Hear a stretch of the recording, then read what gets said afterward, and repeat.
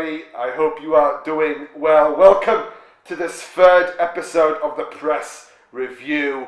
And I'll tell you something, just look at my desk here in front of me. It's packed full of newspapers, and that is what we like to see. Tremendous press coverage in the media for the Castleford Tigers women, and we've got it's not just match reports, we've got all sorts of things going on. We've got the League Weekly, we've got the League Express, we've got the Daily Mirror on the table today. What a story, what a story to have Daily Mirror on the table here. I'll tell you what, in this household you don't have to have the Daily Mirror here. Nevertheless, we've also have the Pontefract Castleford Express, the main one in many Castleford fans' eyes. Anyway, 4 big papers here, and I should have had a fifth piece of media here, which is the Castleford magazine. But I wasn't able to get hold of that in time for the video, but it is in the Cas shop if you want it, and it's only for £1. So if you are at Carlton Lanes or Escape, make sure you head over and pick it out. It's only £1, and you'll read all about the record attendance, our journey in the Challenge Cup, some good stuff from the women's team in the magazine this month. But we'll focus on the newspaper coverage, and where shall we start? Let's start with the League Weekly and take a look at their coverage of our last game, which was against the Featherstone Rovers. In the end, a 46 points to 20 victory over our old neighbours, our old rivals, Featherstone Rovers. Frenemies, as I once called them on social media. Boy, we sure love playing Featherstone. It does get intense, doesn't it? Between Castleford and Featherstone. Anyway, a big win, 46 points to 20. As League Weekly go with the headline, Cas go clear with Derby win. Yes, 2 points clear now at the top of the Women's Super League table. But I have to tell you something about this game. This match report goes on to say that yes, Castleford blitzed the first half, but Featherstone came back strong in the second period. And although that is true, I do think that it's a good thing. And speaking to the head coach, Lindsay Anfield, after that game, we agree it's a good thing that this wasn't a cricket score. Castleford made a tremendous start in the first half and led about 26 points to 0 after the first quarter of an hour. But it's good that it didn't end in a cricket score, because then I think we would have gone into this week and we would have really underestimated Wakefield, and we would have really not put in as much effort perhaps in training. Just an opinion, just that's what we were thinking with Lindsay. And because Featherstone pulled some points back, 46-20 is a reasonable scoreline, for in the Women's Super League. We see a lot of thrashing, 60-0, 66, 74, but 46 points to 20, that's not a bad scoreline from a Featherstone perspective, to put 20 points past Castleford, something that Leeds Rhinos haven't done, something that St Helens haven't done. So you could say a bit of a wake-up call for Castleford. It's good. Heading into this big Challenge Cup semi-final on Sunday against Wakefield, certainly that's something that we needed. A bit of a wake-up call, a bit of, some urgency in training. Like, look, we've conceded 20 points against Featherstone. It's time to wake up, time to improve, time to go into gear number 3 and improve and kick on. Now, that was the report in the League Weekly. How about the report in the League Express? Look, they've even gone with a photo. Fantastic from the League Express there.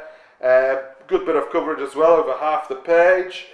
I've actually spoken to the editor of League Weekly. He promised me that for this upcoming semi-final with Wakefield, they will include a photo. Well, I'll tell you what, League Weekly, if you don't, we've got evidence to prove it now. You've sworn to me that you will include a photo, because does look a bit boring, this, let's be honest, just a bunch of text.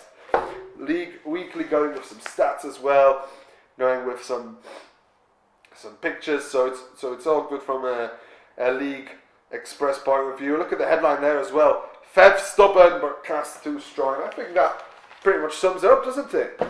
Fev were stubborn. I think 4 tries they scored in that game, but Cas proved in the end simply too strong, too good, too fast.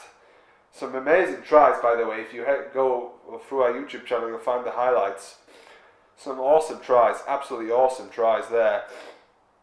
Right, next I think we'll head over to the Daily Mirror, which is really the main event of this video. I have to say, I've been looking forward to this. And here it is. A full page of coverage here from the Daily Mirror for Women's Super League, for Castleford Tigers as well. Good for some of our sponsors as well, because look, a massive picture like this, and you've got Track Spider Solutions here, G&B, X-Blades, Pizza Prima, Portopia here you can see. So good for our, I have to say, good picture for our sponsors, good coverage for the club. And what a story as well. Claire Garner featuring this one. I think they could have used a bit of a better picture. But still a great story, can't complain about the coverage. The high flyer who tackles wingers and criminals. Now, I think we all know that Claire Garner doesn't do much tackling, but on the rugby pitch that is. But she certainly does well with the criminals. She, if you don't know, Claire Garner, our captain, is a helicopter pilot, and she just goes on to say, give her story in the Daily Mirror, talks about her job, talks about the season as well, and gives a lot of credit to the Castleford supporters who, who've been sensational, absolutely sensational. You know, there was a podcast out, I can't remember the name of the podcast, the Rugby League show podcast, something like that. I will share it. I'll make sure to share it as well. And basically, they were talking. They gave for a few minutes. They spoke about Women's Super League, and they said one of the I think Aaron Bauer, the Guardian reporter, was saying that he was surprised that from all the teams in the Women's Super League, all the clubs, that it's actually Castleford who have embraced this the women's sport the most. Well, I'll tell you, Aaron, it's not a surprise. Castleford fans are the best. They're the best for a reason. But there's another thing that I wanted to say about this Daily Mirror piece. Massive thanks to Gareth Walker for putting a full page together, because we've had I did end up sending a rather strongly worded message to the Telegraph, because I was just looking online and I saw that the Telegraph now have a dedicated Twitter page to women's sport. They've got a dedicated bit on the website to women's sport, but not a hint of women's rugby league. They brag, I see it everywhere, saying the best coverage of women's sport is here with the Telegraph. Unprecedented coverage of women's sport, unless, of course, it's rugby league, because there is nothing about it there. Not a word on women's rugby league in the Telegraph's coverage of women's sport. You'll find loads of football there. Netball, no problem. You'll find cricket. Well, fair enough, it's the Ashes, I can understand. But not even results. Nothing. No roundup. No anything.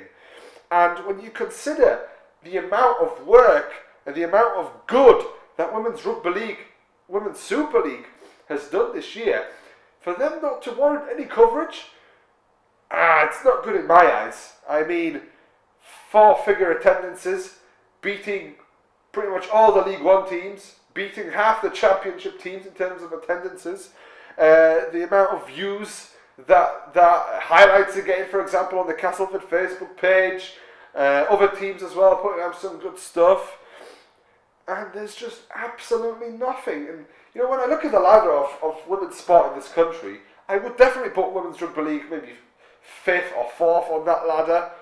You're just not reflecting on the Telegraph there. So credit to the Daily Mirror for doing what's right and putting Women's Rugby League. And you know, this was part of there's multiple stories surrounding women's sport. There's the Ashes there, the women's cricket, women's football, loads of different coverage dedicated to women's sport, and they included rugby league, and they give it a full page. Fantastic. Telegraph keep bragging about unprecedented coverage of women's sport.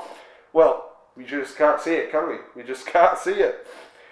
Someone though a paper who has done great work for women's sport is obviously the Pontefract Castleford Express. Now,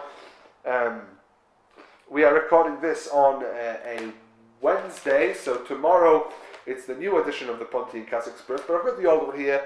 I'm not sure if I've shown this before, but basically a full page of coverage from when we beat Bradford in the quarterfinals of the Challenge Cup in front of the record crowd of 492 at the Menderhose Jungle. Now I can tell you, if you're watching this on Wednesday, I can tell you what's inside the next on Thursday's edition of the Pontefract Castleford Express. And basically it's a big match report from the Feb match and also a big match preview looking ahead to the semi-final against Wakefield Trinity, and that's going to be a big game, isn't it? Hopefully we will see you there on Sunday. Kickoff is 1 p.m. And it's going to be interesting, isn't it? That big Challenge Cup semi-final. You know, we've been here 12 months ago. 12 months ago we were, about this time as well, you know, we were playing York City Knights in the semi-final. We got past them at the Jungle. Then we went over to the Halliwell Jones Stadium and just, you know, maybe the timing wasn't right. I don't know what happened there at the Halliwell Jones Stadium. Some people say that the referee wasn't on our side, but then again, the fact of the matter is we lost to the Leeds Rhinos. And I think the girls are hungry for some revenge. And we will be looking to get past Wakefield in this semi-final and secure a place in the big final over at Bolton. I've been told about the ticket allocation for Bolton. And if we do progress past Wakefield, there is a certain amount of tickets available. If we exceed that, there is a possibility to take more fans. But I just had a thought, and if you're still watching this video, feel free to answer this in the comments below. The question is it possible for us to take more fans, for example, than Halifax, who are in the men's semi-final? Yeah, I think they will take more than us, but will we get close? I think we can get close to Halifax. How many fans will Halifax actually take for this semi-final? You know, how many will we take? 500? 1,000? Perhaps more? Who knows? Who knows? It's an interesting thought that if we would, say, take 75% of the amount that Halifax take, then that's a really, that would be a massive statement, wouldn't it? Or even 50% of what Halifax take. I'm just comparing ourselves to Halifax at the moment because I think when you look at the other teams in the Challenge Cup semi-finals, I don't think we can compete with the likes of St Helens at the moment. But I'm sure that Cass fans will do a great job, as they always do, and will turn out in big numbers at Bolton. But for now, that is it. Thank you for watching. Hopefully you enjoyed this press review. 4 papers there, some great coverage, some woeful coverage from the Telegraph. They already know my feelings on that. We're not expecting much coverage from them in the future. Don't worry about that.